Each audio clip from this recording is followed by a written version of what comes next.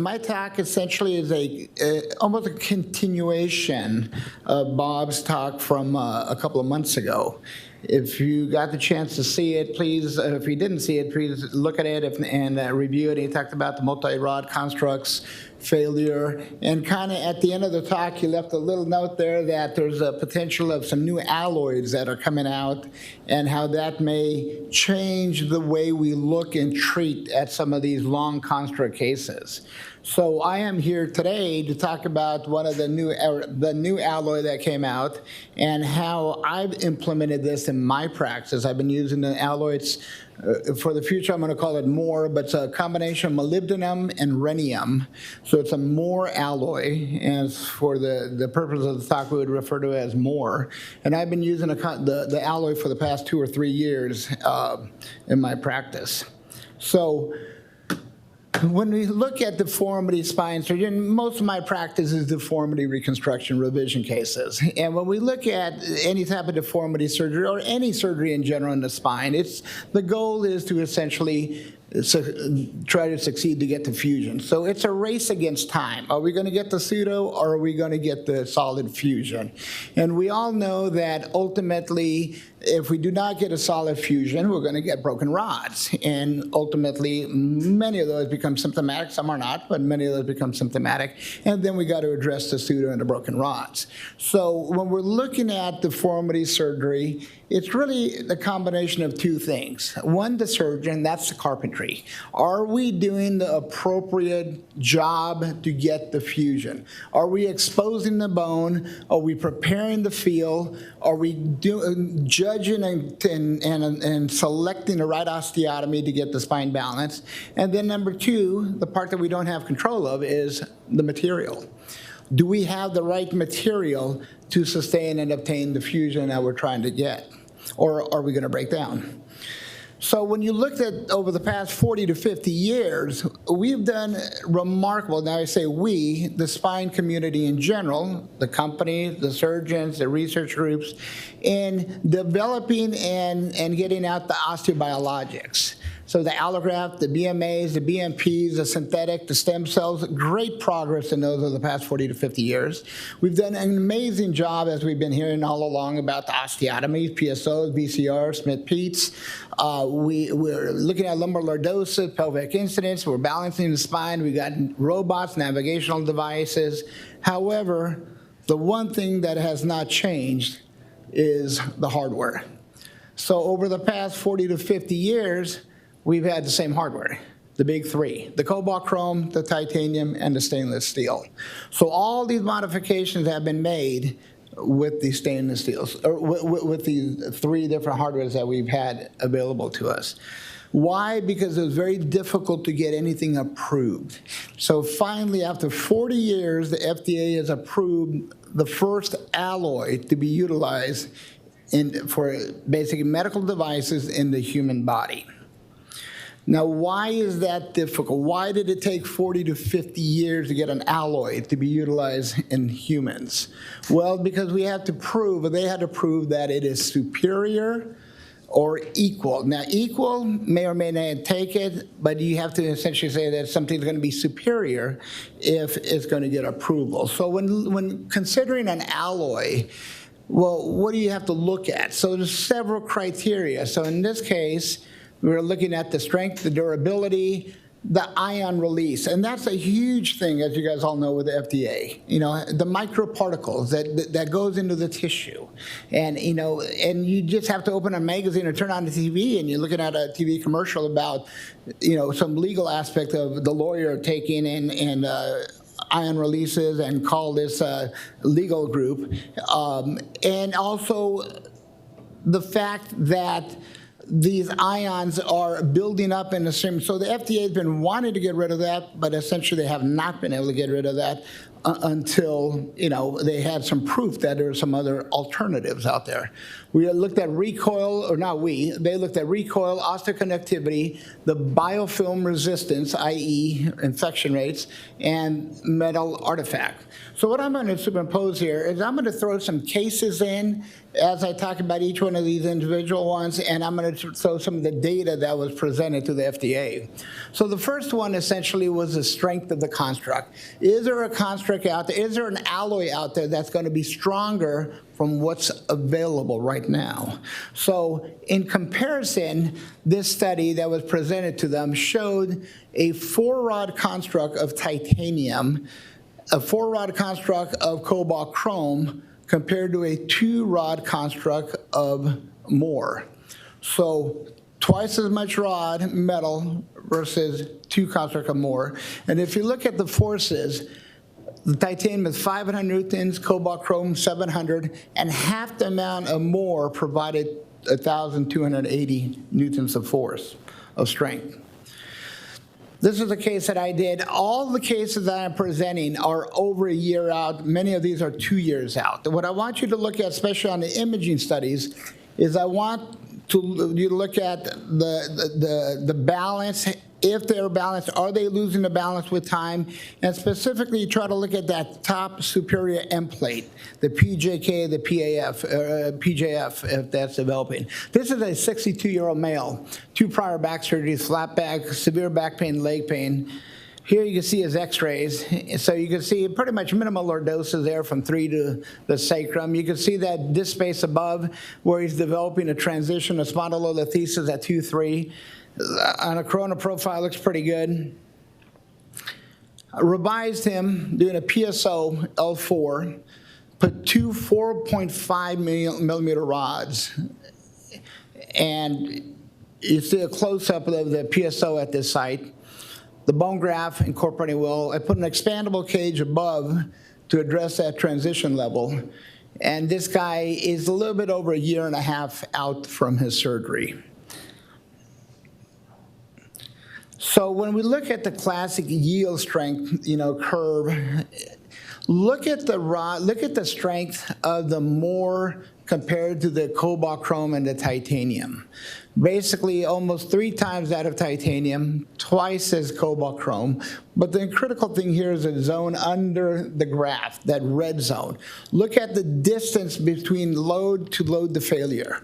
So that allows that rod to kind of last a little longer before it hits that failure rate. So that's part of the reason why we're not seeing many of these rods break, because the elasticity, the plastic deformation goes on quite a bit before you hit rod failure at a much higher load. This is a second case of mine that I did in 3 prior back surgeries. On this one, you can see a little bit of a coronal imbalance plus a sagittal imbalance. You can see the mismatch there of lumbar lordosis and pelvic incident of approximately 30 degrees, 60 to 34. So I did an offset PSO on this patient, and you can see I just kind of pulled him over with a little bit of offset in a PSO. Again, 2 4.5 millimeter rods. Over a year out from surgery. And if you look at that disc space at the very top again, it doesn't seem to be pulling out. And that's a critical thing, because a lot of surgeons have asked me, especially at the scoliosis SRS, do I feel this rod is too stiff? Are we putting a rod in there that's going to be so stiff that we're going to be pulling out and breaking down adjacent levels above? And I can't say all the data yet. That's going to be released soon in an article, in a paper, but I can tell you we're not seeing that. If anything, we're seeing less of that breakdown. And as you can see on these cases, again, all of these are well above a year out. We're not seeing that on these x-rays images. So there you can see a close-up of the PSO site. This is a patient that I really wanted to kind of go back to the argument, are these things too stiff? Look at this lady. She's a 62-year-old female with multiple surgeries. I didn't want to take her all the way up to the T2, T3, so all I did was look at the bend I put in that rod on the coronal profile. I mean, I really torqued that rod. Anybody would think about that, say, my God, we got a huge stress riser at multiple sites here with the bends that I put in this thing. Look at the bone quality of this female. She has bilateral hip replacements. She's had a shoulder replacement. She's had 2 anterior cervical replacements, and she's had a posterior cervical procedure done. And I'm going in there and revising her spine and taking her up to T10, put a little cement at the time of surgery above, try to minimize. And I told this lady there's a good chance she's going to fail, and I may have to take her up. But she's over a year out now, and that JSON level does not appear to be breaking down. The next issue that had to be shown to the FDA for approval were the ion releases. And this is the part that really kind of got the FDA thinking about this alloy, and I think kind of sped the whole process up. Because obviously, we're all very concerned about ion releases into the human body. For the patient's safety standpoint, this is critical. Obviously, we're very worried about ions getting into the liver, the kidneys, and being stored up. From a surgeon standpoint, we have to be very concerned about this, from a medical legal standpoint, because all of this stuff is ending up in massive lawsuits. We got to protect ourselves, and we got to protect the patient. So there's 2 folds here that we should be thinking about when we're talking about this. And look at the data that was presented, and you can see the ion releases. This is on a rat, in the tibia of a rat.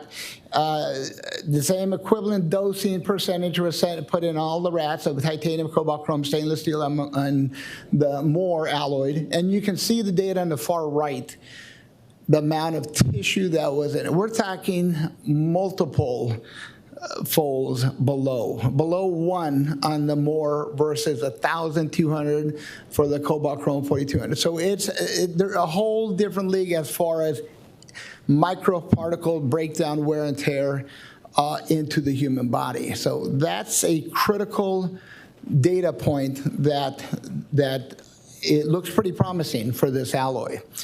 Now, as far as magnetic susceptibility, are we going to be putting a rod in there that's going to pretty much take the patient out of an MRI scanner because we can't see anything? And as you can see there, the answer is no. There's no iron in this alloy. So you can see this is a cantaloupe. All 3 rods were placed in a cantaloupe, and an MRI scan was obtained. You can see the cobalt chrome with the amount of artifact and the titanium, and then you can see the MoRe rod at the top there. So, and I could tell you, you see very good imaging on based on experience with the MoRe alloy. This is a critical one, I think, especially for this course. This is we've been talking about the dual, the quad, the 6-rod constructs, 7-rod constructs. Okay, every time we manipulate that rod, what are we doing? We're, number 1, potentially we're fatiguing a rod, and number 2, we're notching a rod. We're setting up the rod for a failure point. So how much of that is happening? Well, we did a 3-point, not we, I'm sorry, I keep saying we. The engineers did a 3-point bending test, and you can see there the difference between the 3-point bending test. With the MoRe rod, there's minimal recoil. A recoil, for those who are not sure what it is when you bend a rod, a lot of times you almost have to overbend the rod so you get your reduction back, because you know it's going to recoil back to some position. So you don't want to do that too much, because again, that also fatigues the rod, the instrumentation. So as far as the MoRe rod, there's very minimal recoil versus the cobalt chrome, and the titanium has considerable, almost 3 to 5 times as much recoil. What happens when you start notching a rod and you're fatiguing a rod? This. You get rod failure. And I don't care if you do a 2, 3, 4. I think definitely, like Bob was saying and everybody was saying, it's made a huge difference doing the 4-rod constructs and 6-rod constructs. And we're stress shielding and we're protecting it. But ultimately, even these 4-rod constructs are breaking, as you can see on some of these constructs. And the slide that Bob let me use here, and I appreciate it. And this is his case. He had a great outcome, but look what he had to do. He had a patient that had 3 prior surgeries. He had a pseudoarthrosis 5-1, a fusion at 4-5, an X-stop at 3-4, and took the patient back, and he put essentially an outrigger and took the patient up and did a PSO and an outrigger. It looks great. The patient did very well. Here's another patient of his, and again, thanks, Bob, and he's a big scoliosis case and had to address it with a 4-rod construct. So again, great outcomes, and we're moving that direction, But do we have an alternative? Do we have to keep doing this? This is the craze that Chris Ames provided me. This is a 7-rod construct that he had yet to address. Now think about it. All that metal in there, let's bone graft. So the goal is to try to get a fusion. So do we have an alloy out there that we don't have to keep supplementing more and more metal? Is there a possibility that an alloy can exist that won't break and we can go back to the basics of getting the bone graft and the fusion? So, and here's my case. So the reason I put this case up, because look what I've done to this rod. I mean, any of you would think, oh my God, this thing is going to fail like crazy. I mean, I put a huge, this was a revision case. So I'm trying to, and these screws are all navigated in, so they have all great precision. And I had to go in there and bend that rod, not only in the coronal but in the sagittal profile. And again, look at the disc space at the top. Looks pretty balanced. Patients are a year out from surgery, over a year out from surgery. So in my normal mind, I would have thought this thing would have broken by now. The rod would have cracked. And here's a patient, a rheumatoid patient. I extended her up. She had a prior surgery. And the only reason I'm showing this is because I want you to see the connections and how nicely and smooth that rod bends and contours and can fit in, and extended her up. So that's a MoRe alloy right there that you're looking at. So when you look at the fatigue strength, these rods are all bent to 10 million cycles, okay? After 10 million cycles, look at the results of the MoRe alloy. It's still stronger than the cobalt, chrome, and the titanium before they started. So you could cycle this thing 10 million, and still the outcome, the strength of the rod, is going to be stronger than the cobalt, chrome, and the titanium. I'm not saying these are the answer, but this is a good option that we've been provided with as surgeons as a potential source to address these multi-rod constructs and these failures that have developed. This is a nightmare case for all of us that do deformity. The classic osteoporotic female with very prominent upper thoracic kyphosis, and what are we going to do? Well, again, I talked to this lady. I said, I'm going to try to preserve the top.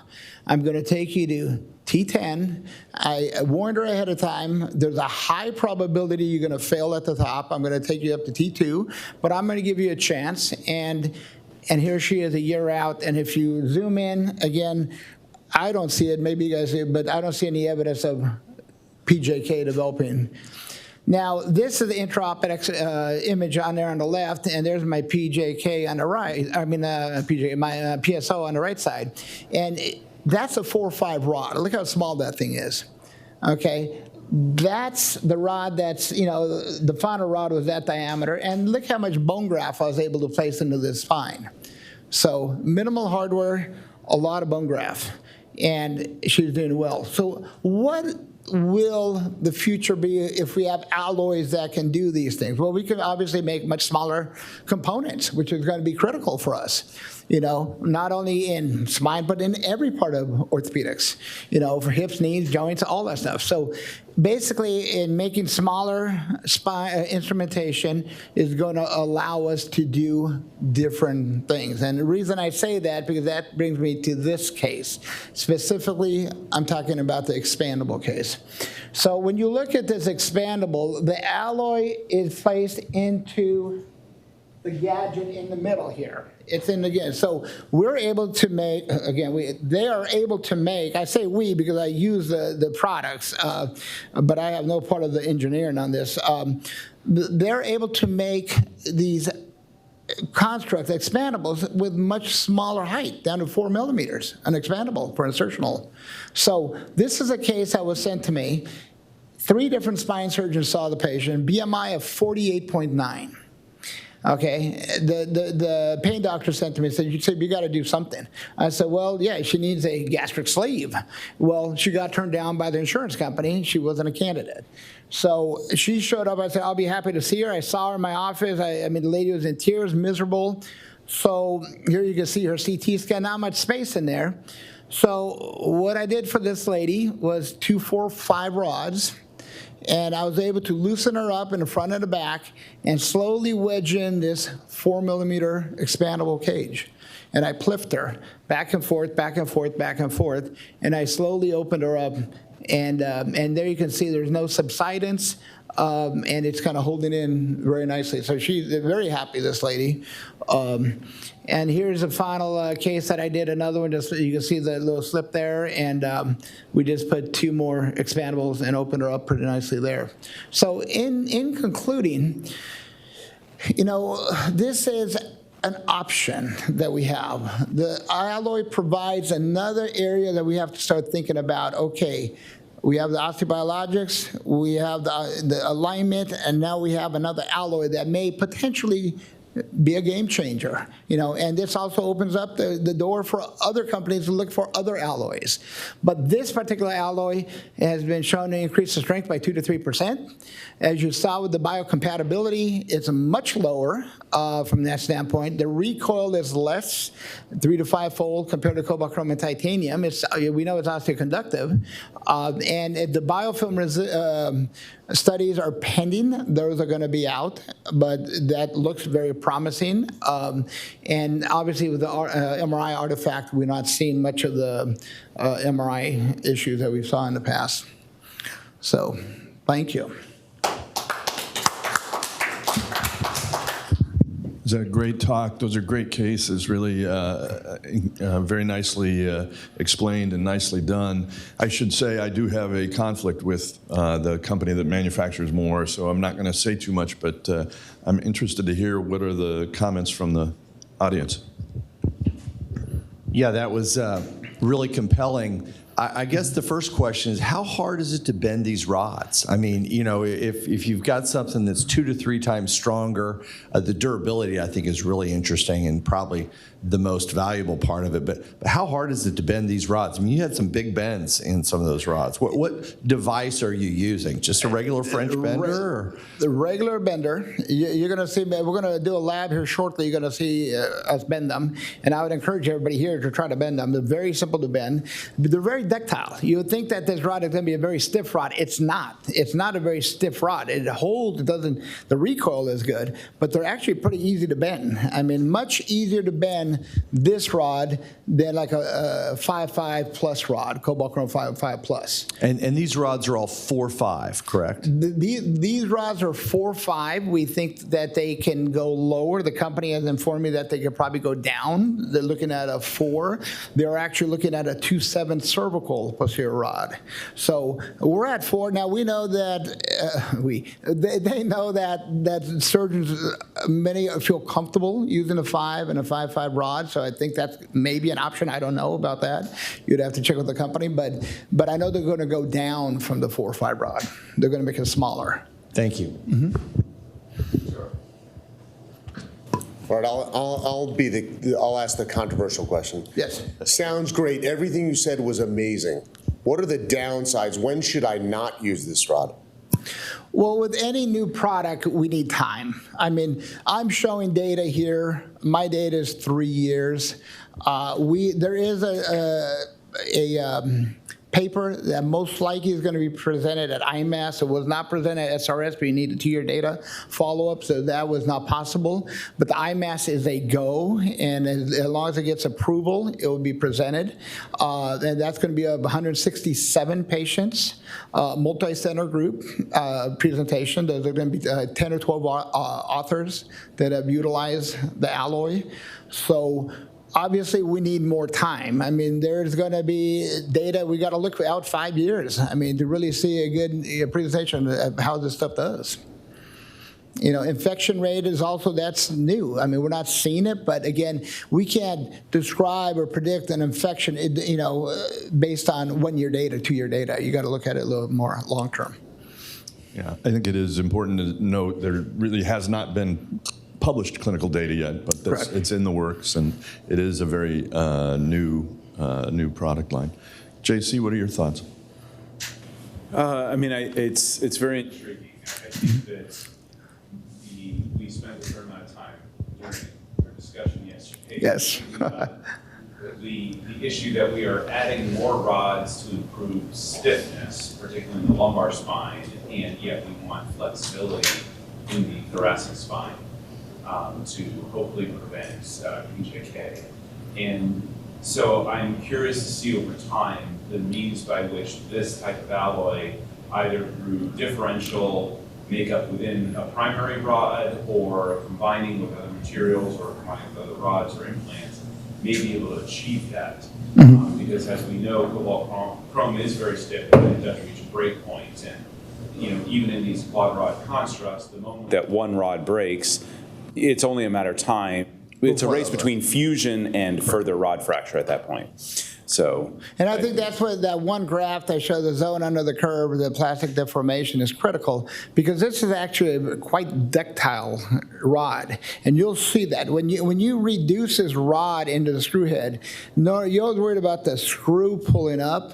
You'll actually see the rod bend down into the screw head. I was blown away because I was not predicting that when I started using this.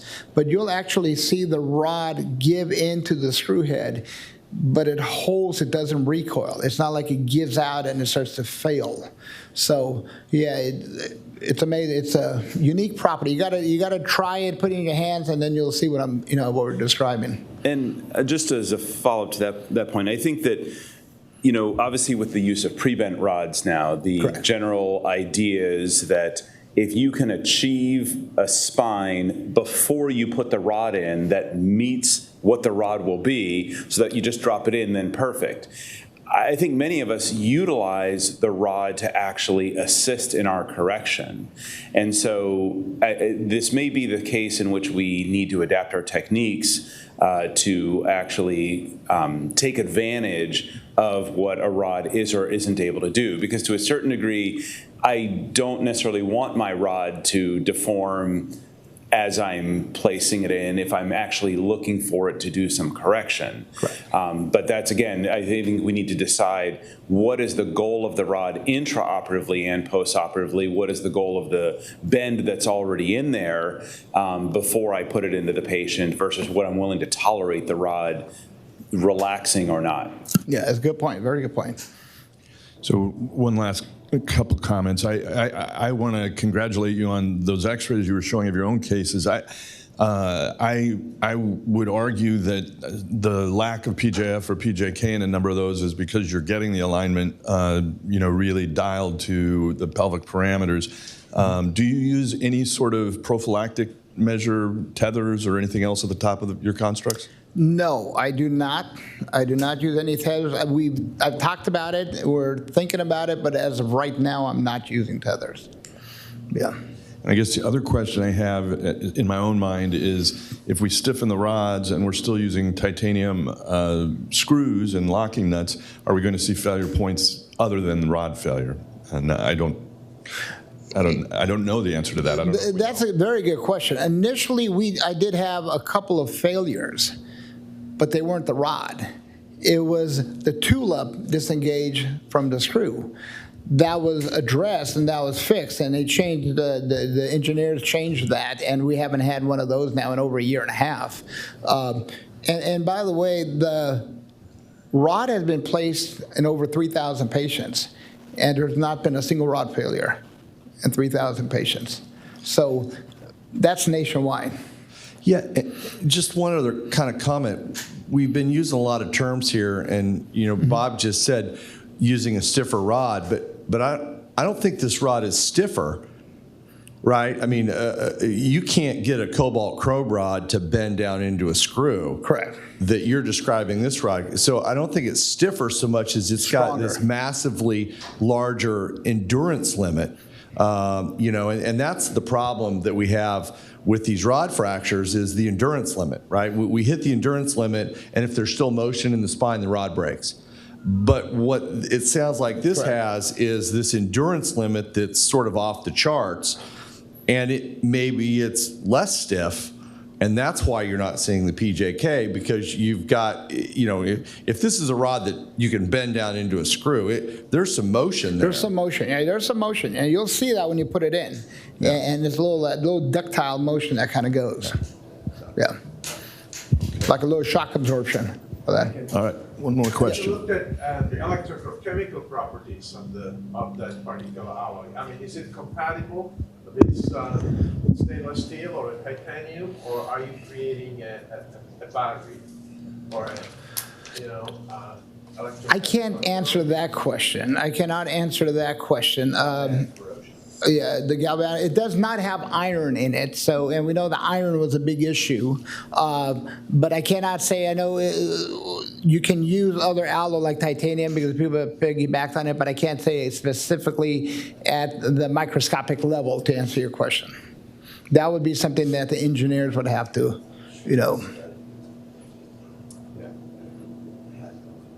Okay, any other? All right. Thanks so much.